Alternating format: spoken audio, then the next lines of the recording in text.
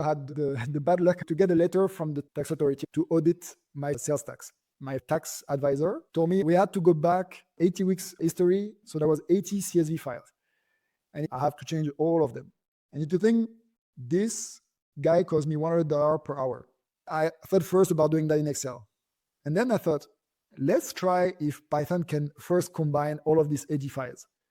And I just went on ChatGPT, asked, how can I combine 80 CSV files in Python? I got the code, played that in Google Colab, and the first trial really worked. Like I really got the 80 files in one. Then I became a bit more ambitious. Let's see if I can push this further. And I asked, can you now take this column where you have negative and positive figures? Can you put everything positive? But when it's positive, you show debit. When it's negative, you show credit in another column. I continue using my own language to explain the logic of all of this data cleaning. And in 20 minutes, the code did everything. I called my accountant, gave him the CSV file. I only needed 1 hour of it instead of 1 week. Welcome to Turpentine Finance, a podcast where we talk with top founders and finance leaders about what it takes to architect success. Our guests speak candidly about big business inflections, market curveballs, and how they approach decision-making so that you have the tactics and mental models for when the pressure is on. I'm your host, Sasha Orloff, founder, CEO, and self-professed finance nerd. You ready? Let's dive in.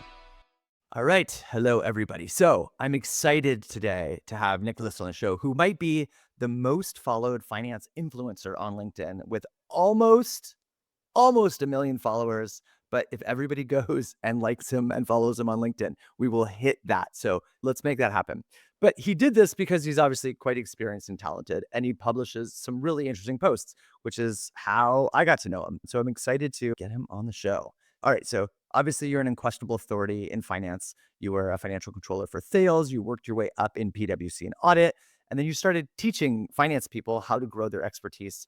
And you've become a leading authority on AI and finance, including founding the AI Finance Club, which I'm interested to learn more about. But anyway, Nicolas, welcome to the show. Thank you, Sasha. And it was nice to meet you also last time to talk about also what you do in the world of AI for finance. So glad to talk about that today to your audience. Yeah, it's fun. So, let's get started. What got you inspired to shift your career from the stability of an executive finance job to be a content creator? So actually, my dad was an entrepreneur himself, and seeing how hard he was working, I always thought, and he was also encouraged me to say, yeah, go on the corporate side. I also thought really like I would become a CFO. I really looked into executives, and inside me, I knew I could also do like, the entrepreneur journey. But seeing my dad working so hard, I thought, okay, now let's try the corporate side. And somehow, 2, 3 years ago, I really felt that I saw everything I wanted to see from the corporate side. And I don't know if it's linked. My dad actually passed away like 4 or 5 years ago. And 1 year after he passed away, the day like really like from when it happened, like 365 days after, there was an energy that pushed me to send an email to, I had like 500 people in my newsletter at the time, to start selling my first course. Because I was like, like you always think you could do it, you always have it in your back of your mind. But this day, like somehow I got energy to do it. And I thought if I sell 10 courses, then I will start building the course. And yeah, like then I started my career on this side on this day in March 2022. And 1 year after, in March 2023, that's the day where I exploded also online. But at this time, I forgot that it was also the anniversary of the death of my father. And it's so funny how when you look back, these 2 days are like really pivotal in my career. Amazing. And some of your posts have gone like super viral. Is that right? Yeah, so exactly. So because that's what happened actually on March 2023. I had this post. Let me put it on the screen.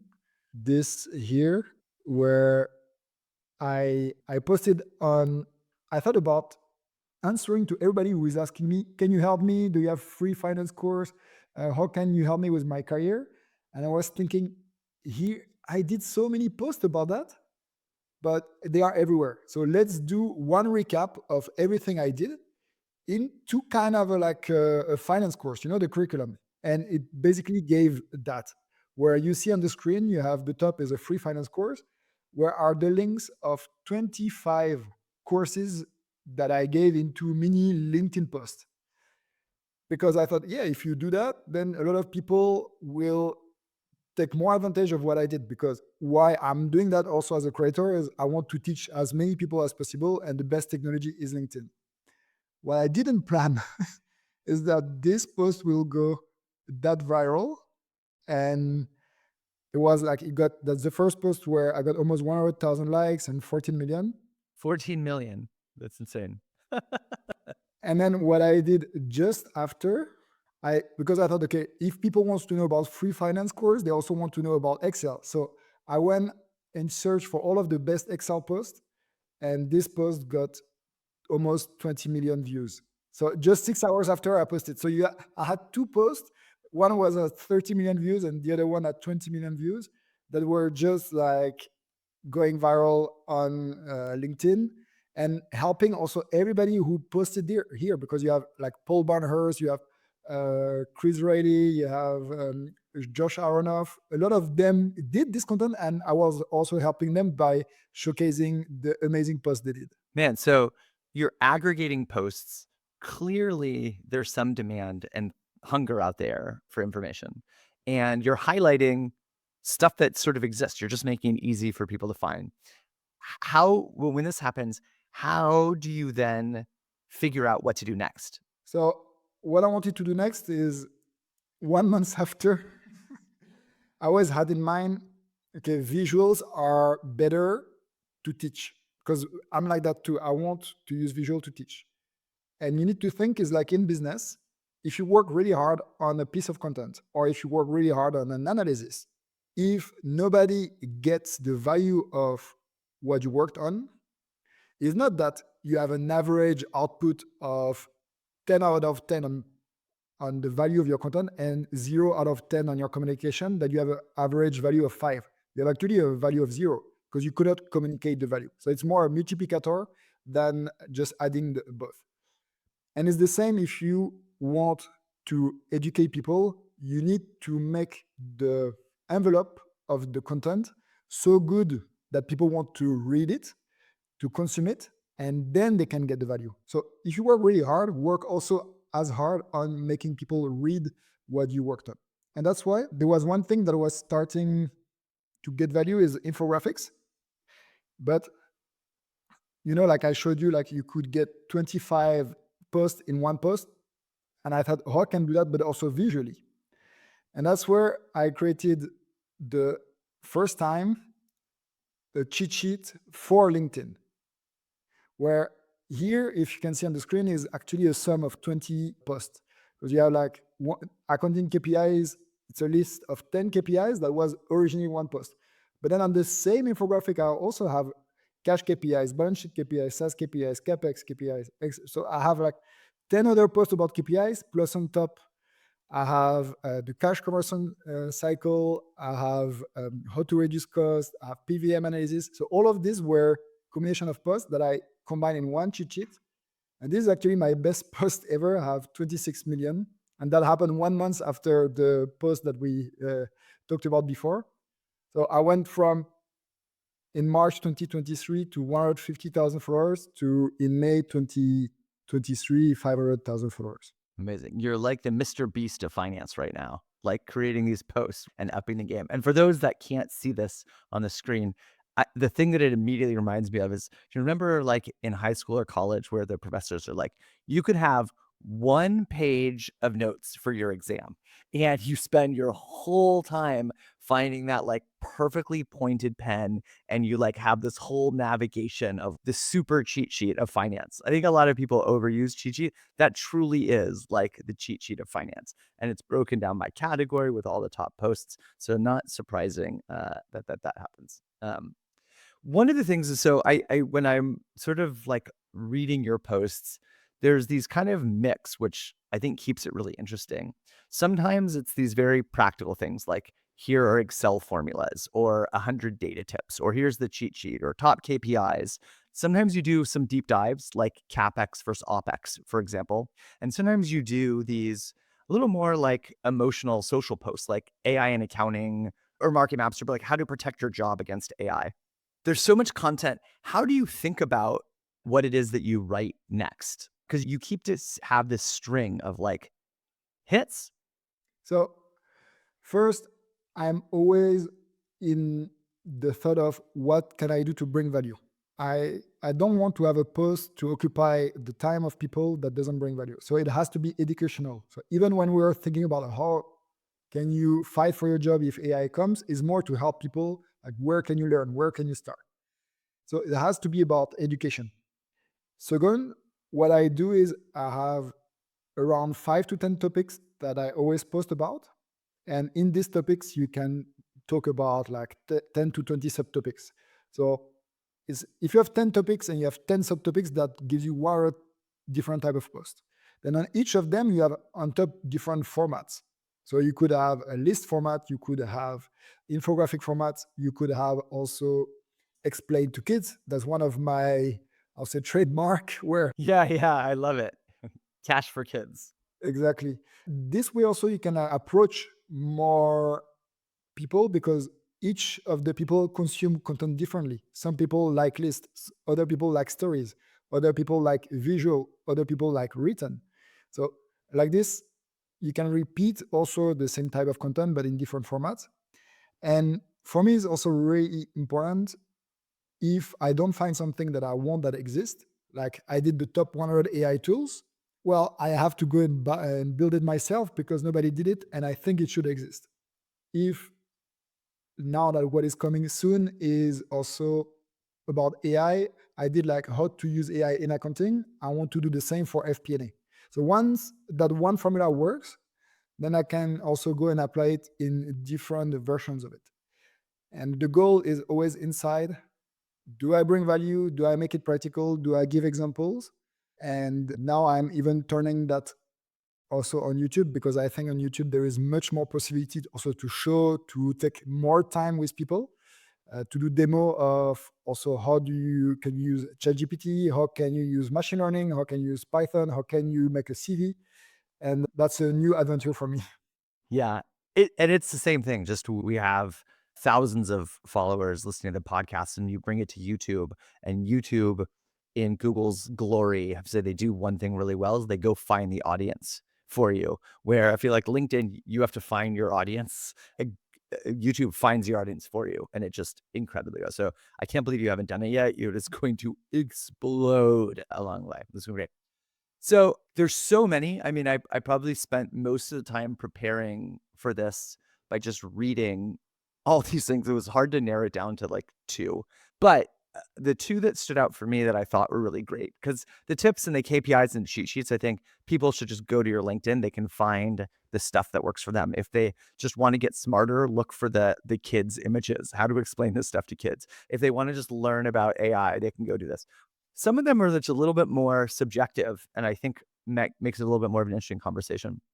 Were two pieces. One was called How to Protect Your Job Against AI, and another was called Gen AI for Managers. And I thought they were both incredible. So I'd love to dive into each of those. What inspired you to write the How to Protect Your Job Against AI? So in all of the webinars and training that I do, a lot of people that are not pioneer like you and me, not ready to change, not also didn't get the chance to get educated on it, they don't know what to do. They are really asking like everybody's talking about AI coming to me, either taking part of my jobs or taking my jobs. I think personally, AI will take tasks and not jobs, but the role also, there is a lot of tasks that a lot of us don't want to do anymore. Like who wants to record receipt manually inside your ERP or your accounting tool? Like I had a finance team and I had to do it myself as well. Nobody wants to do that. But there are a lot of tasks that we want to do more that we don't have the time for.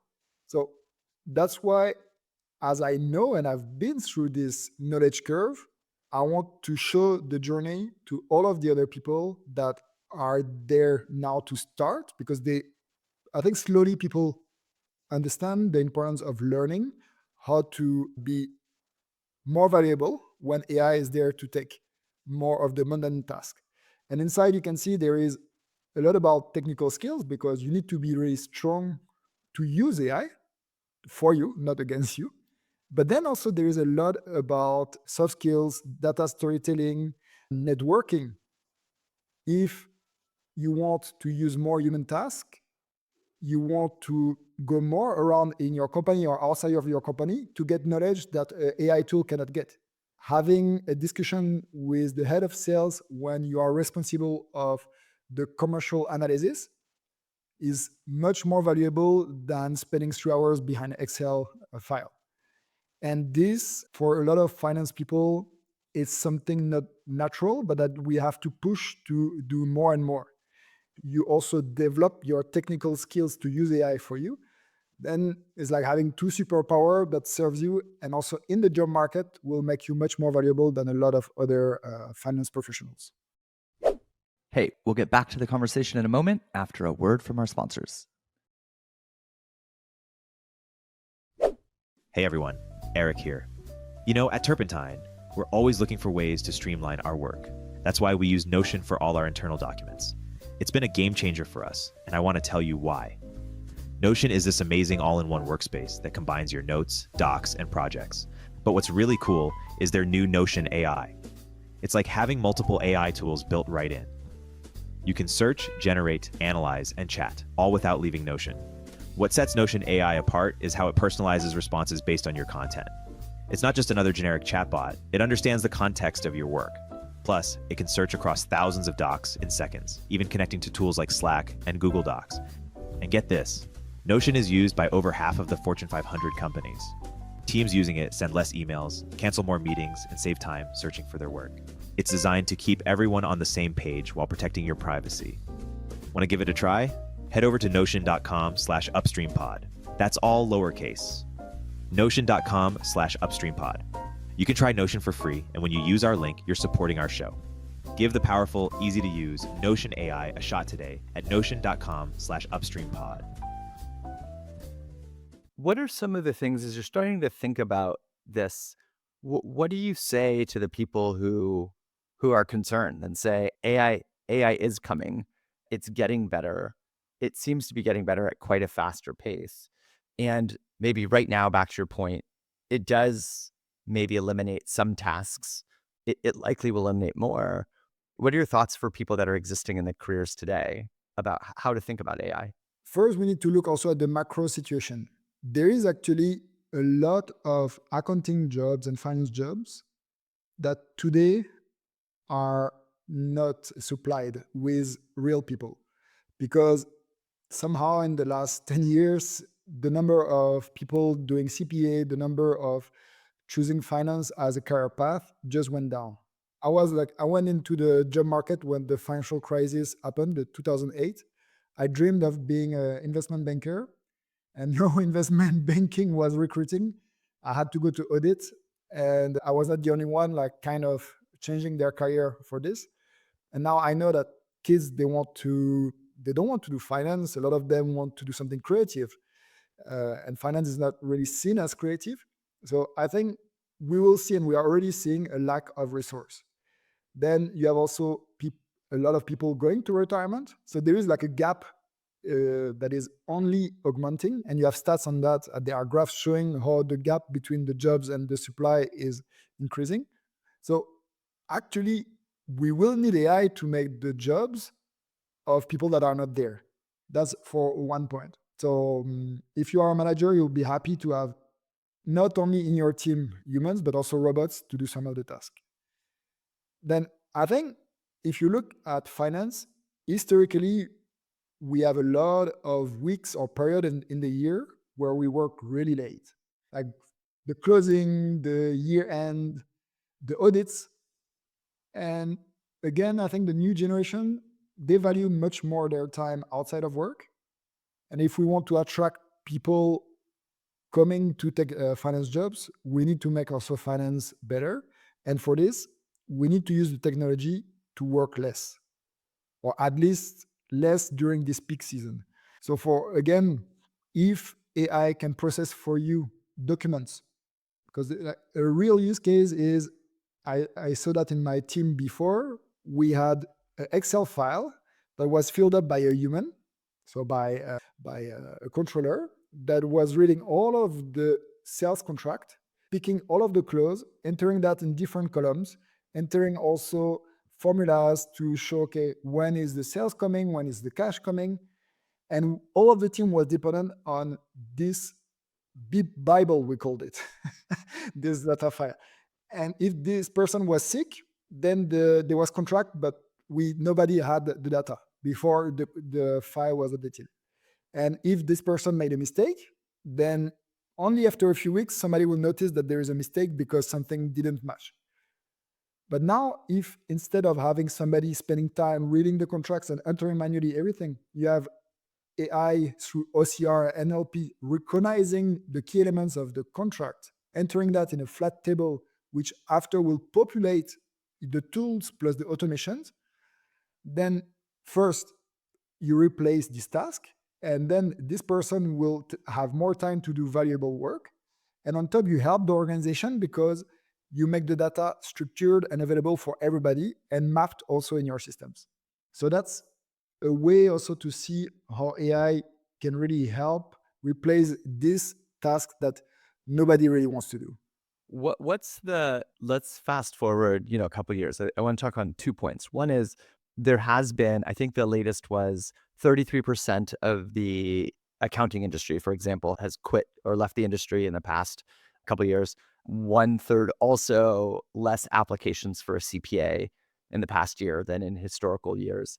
And 75% of the accounting industry is at retirement age or approaching retirement age, meaning the labor gap shortage is happening. This is a reality. And so I think the timing of AI is also quite helpful for our industry as in general. What's the reason why somebody should go into accounting? Like, what's the compelling argument now that like actually AI is going to make your job better? It's going to give you a better career versus the uncertainty of like, AI replaces you in the future or something like that. What we need to understand for finance is we are a really lucky function inside the company. Like we should be proud. Like we are too humble in finance. Like even often, like as naming ourselves bean counter. Like we really like we are really good at not at humbling ourselves.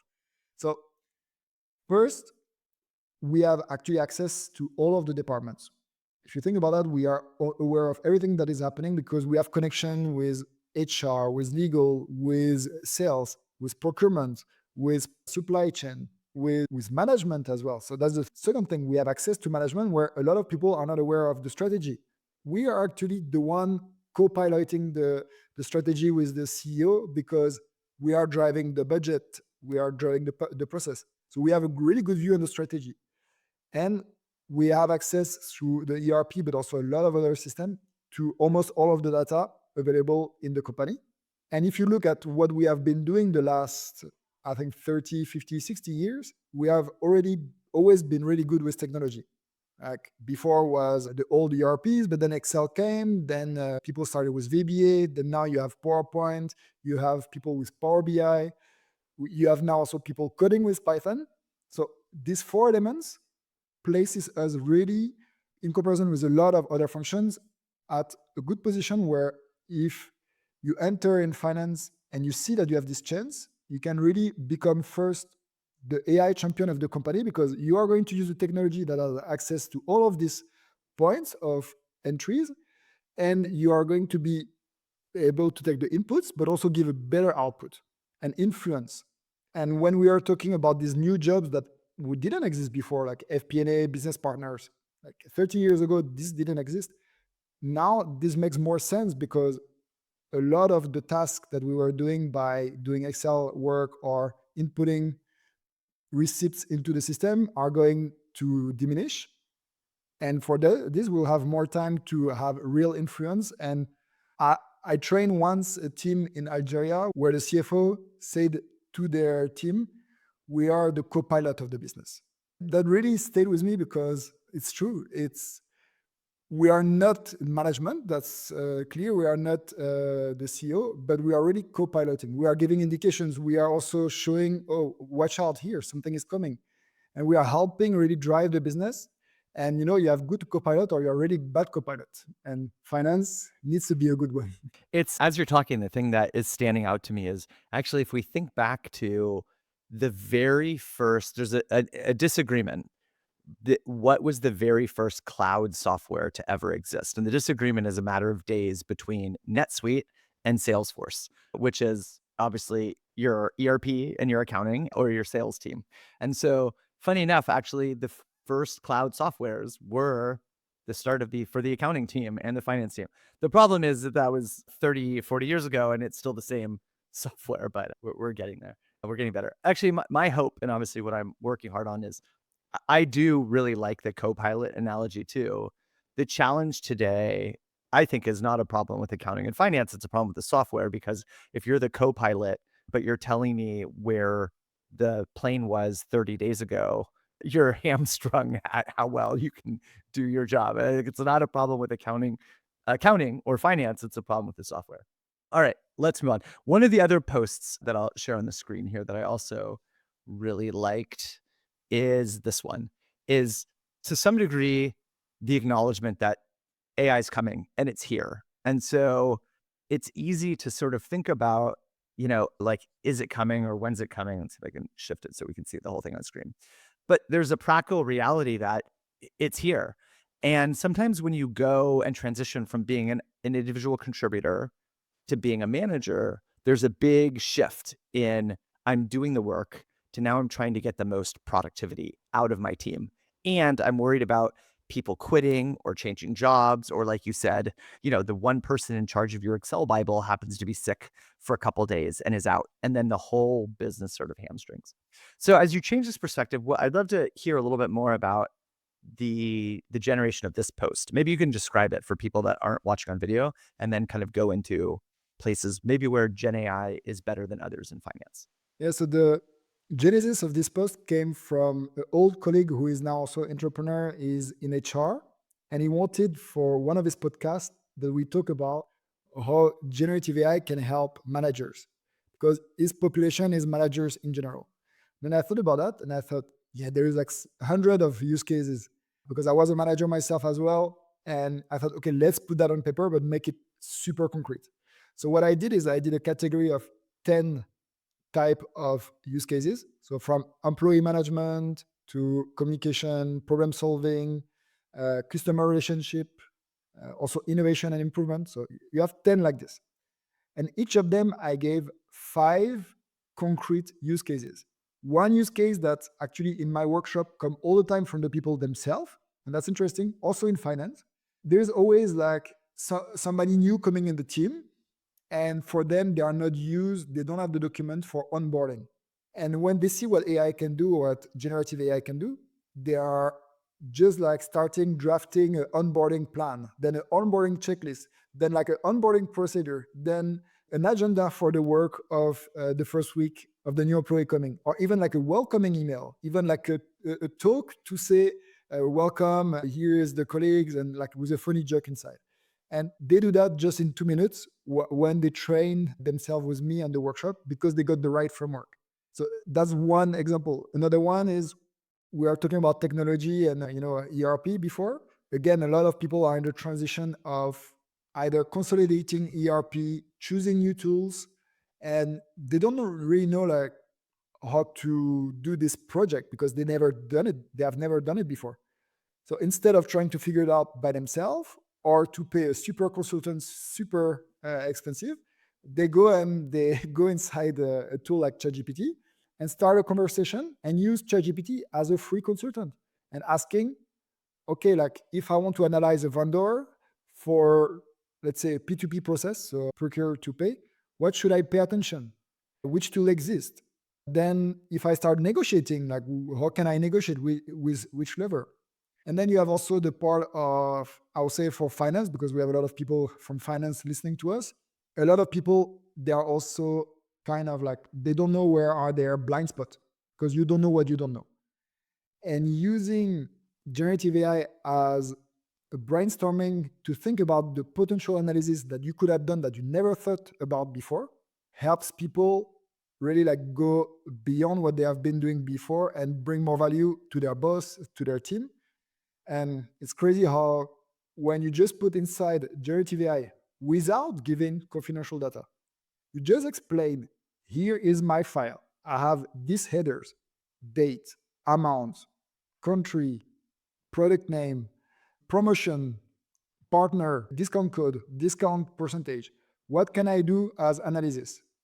And you heard like I didn't give any confidential information. I just gave the headers.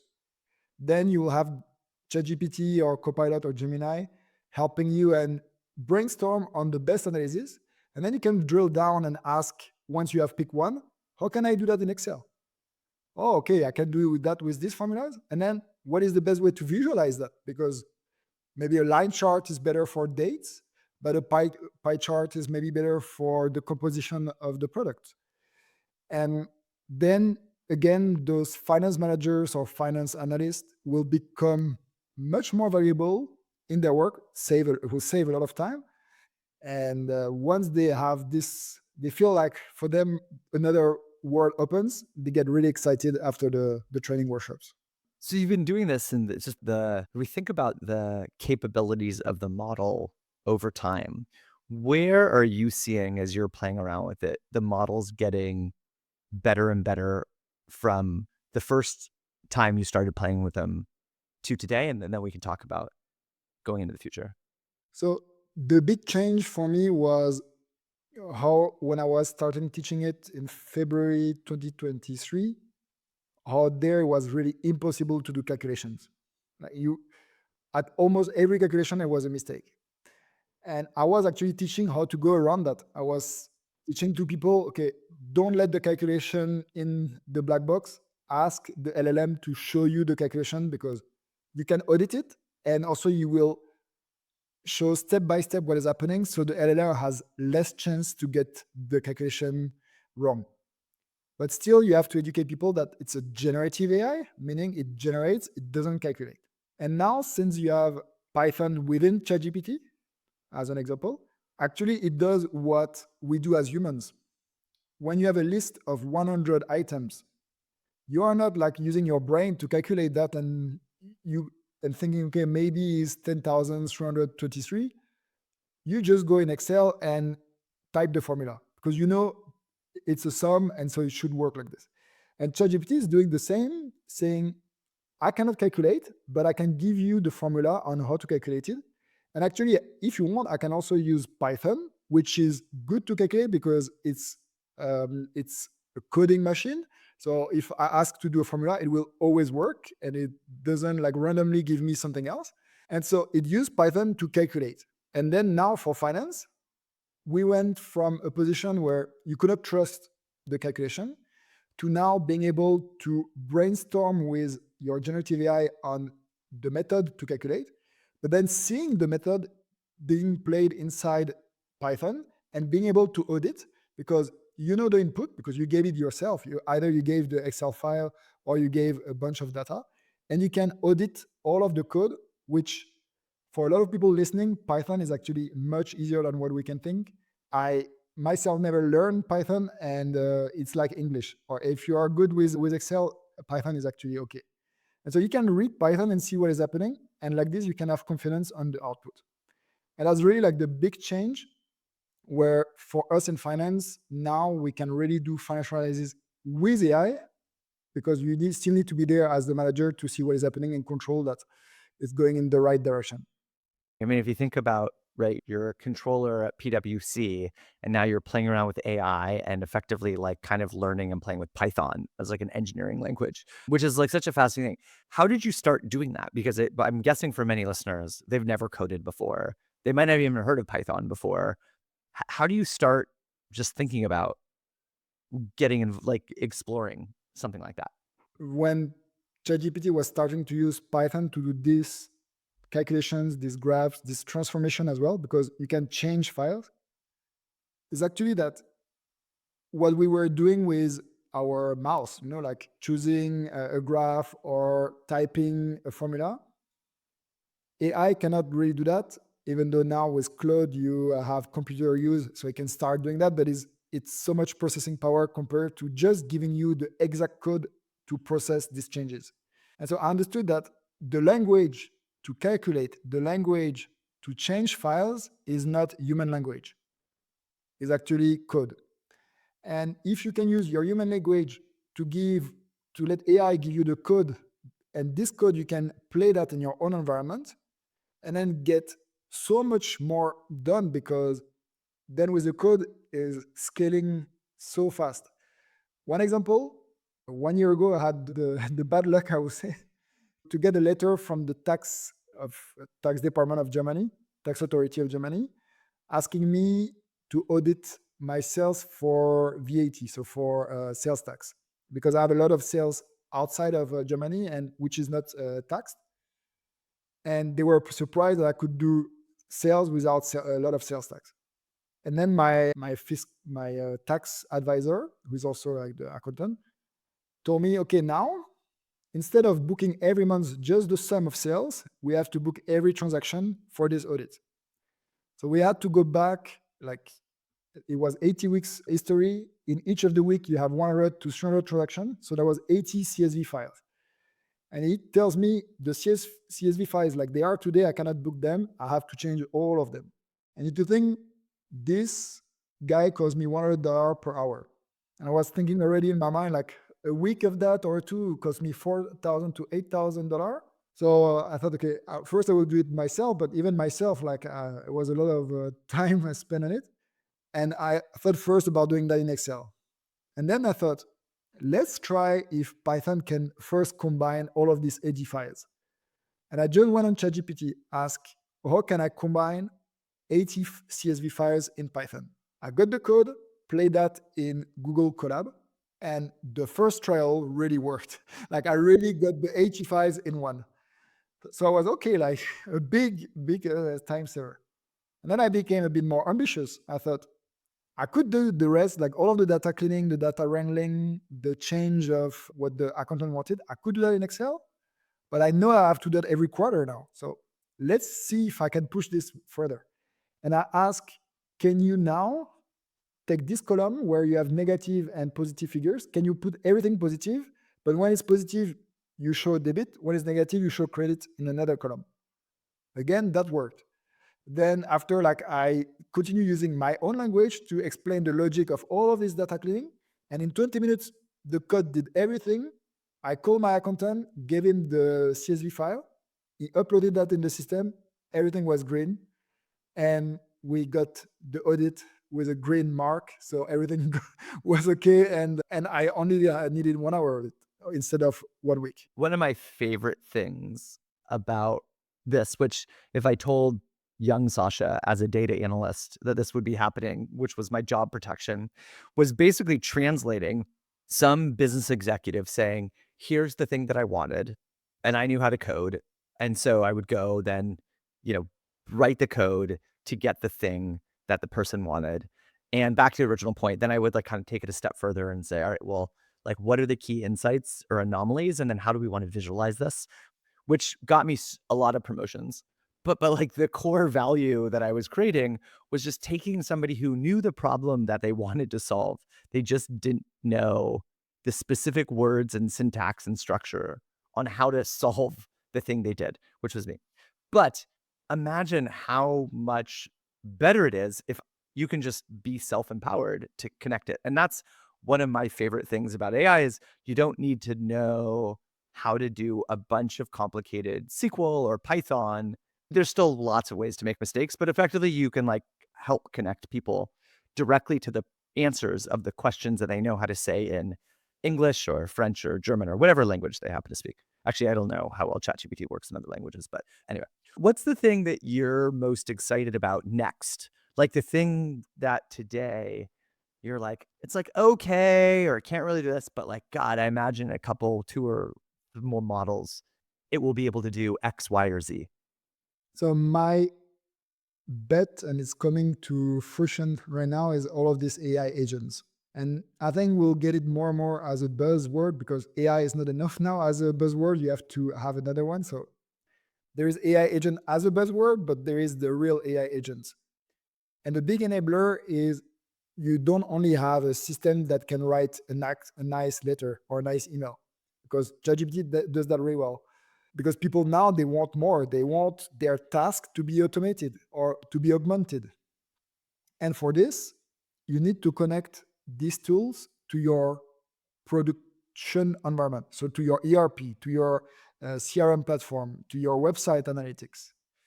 And that's where the incumbents, they still have a lot of protective power, but which, like, I mean, if you see what Microsoft is doing, they are pushing these Copilot agents because they have both the LLM inside Azure, plus they have Microsoft Dynamics, plus they have Outlook to send emails, plus they have Teams to do chat, plus they have all of the data in Azure with the server.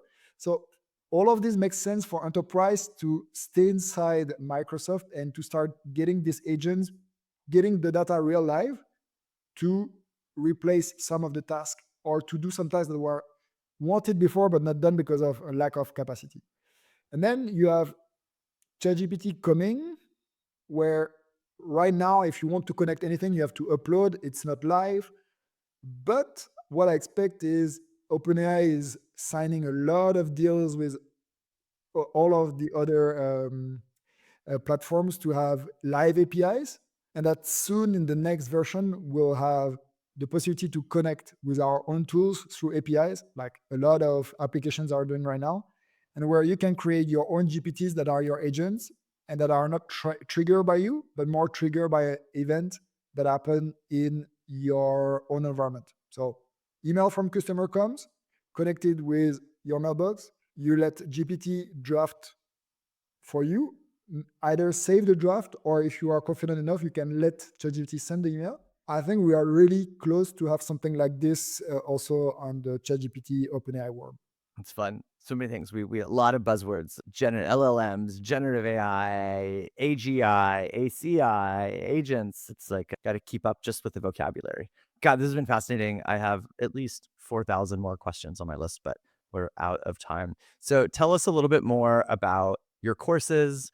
Tell me a little bit more about what is the AI Finance Club. So AI Finance Club, like I talked yesterday with a new member. She's fractional CFO. And she said, I don't have time. I know that there is so much happening with AI. And I'm really lucky that I found your AI Finance Club because you do all of the work for me. You curate the news, you curate the information, you do courses, you do masterclass. And I just have like to come to the masterclass and to receive your emails one time per week. And I know I will stay updated. I told her, yeah, it's exactly why I built that because I know CFOs, I know fractional CFOs don't have time that I have because I am 100% focused on that. But also myself, I'm hiring experts like Christian Martinez, Glenn Hopper, Christophe Atten, Anna also, even more, because they are also better than me at other topics. And together, our goal is in one place, finance people can find the most important information on AI for finance, learn about it also in the simple way. And because it changes all the time, you know that every week you receive an update. And yeah, 2 weeks ago, I did a mini course on how to use the new O1 model from ChatGPT. I did 4 use cases. And even for myself was great, like a great force to push me to also everything I learned to put that for others is like learning twice. And it was good to put that for all of the AI Finance Club members.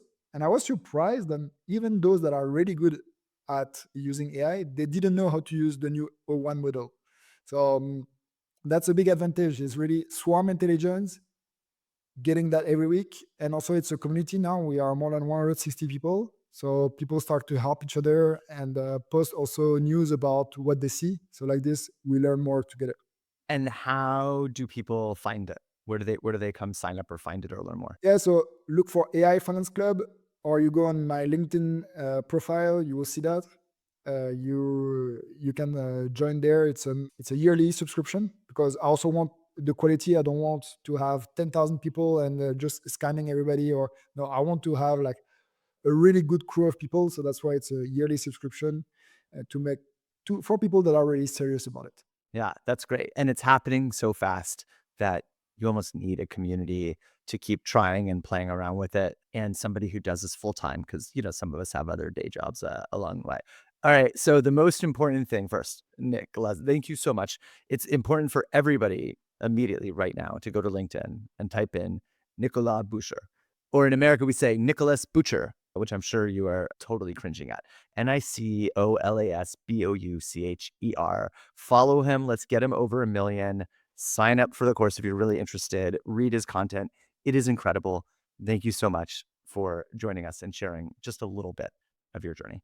Thank you, Sasha. And I think you're also doing your part, because bringing people, also asking the right question, is helping people that are driving, people that are running, people that are walking, also continue to learn without having to spend one day for that, but instead condense in 1 hour. So really good job.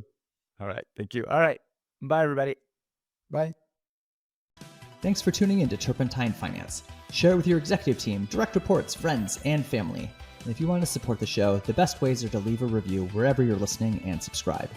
Turpentine Finance is part of Turpentine, the podcast network behind Moment of Zen, Turpentine VC, Age of Miracles, and more. Shows for experts by experts in tech.